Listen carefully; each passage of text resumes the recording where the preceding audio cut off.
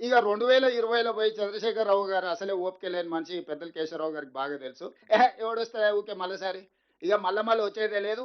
ఆ Krishna water tribunal, Bachawat tribunal ఫైనల్‌గా నీటి కేటాయింపులు జరిగే వరకు ఇక మళ్ళా వచ్చేది లేదు. ఒకటేసారి వన్స్ ఫర్ ఆల్ సంతకం పెడుతూనే ఇక 512 2299 దాకా మేము వాడుకుంటాం. ఇంక ఊకే మళ్ళా మమ్మల్ని విలువకరి, ఊకే నన్ను డిస్టర్బ్ చేయకని ఫార్మ్ హౌస్‌లు ఉంటాయని చెప్పి క్లియర్‌గా 2020 సంవత్సరంలో సంతకం పెట్టి శాశ్వతంగా తెలంగాణకు 34%, ఆంధ్రప్రదేశ్‌కు 66% కృష్ణా నదిలో నీటి కేటాయింపుల మీద సంతకం పెట్టి పర్మనెంట్‌గా వాళ్ళకి హక్కిచ్చిండు.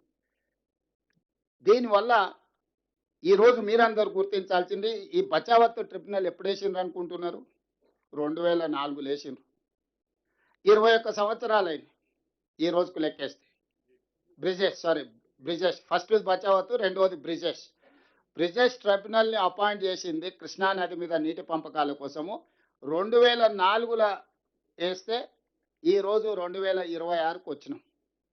21 సంవత్సరాలైనా ఈ నీళ్ల మీద జడ్జిమెంట్ రాలే. ఇంకా ఎన్నేళ్ళకి వస్తుందో దానికి లెక్కలేదు. అట్లాంటిది ఆ జడ్జిమెంట్ వచ్చేంత వరకు 512 ఆంధ్రప్రదేశ్ వాడుకుంటుంది, 299 తెలంగాణ వాడుకుంటుందని చంద్రశేఖరరావు గారు సంతకం పెట్టారు. ఇది ఆంధ్రప్రదేశ్కు అలసైంది, అవకాశం వచ్చింది. ఈ ప్రకారంగా వాడుకోవడానికి అన్ని ప్రాజెక్టులు పూర్తి చేసుకోవడం కోసం వాళ్ళు బచావత్ ట్రిబ్యునల్ని ముందుకు పోనిస్తలేరు. డేట్ల మీద డేట్లు వేసుకుంటా సంవత్సరానికి 5-6 హియరింగ్స్ కూడా జరగకుండా వాళ్ళు వాయిదాలు వేసుకుంటూ పోతారు. ఎందుకంటే వాళ్ళకి క్లియర్‌గా ఒక లడ్డు దొరికింది.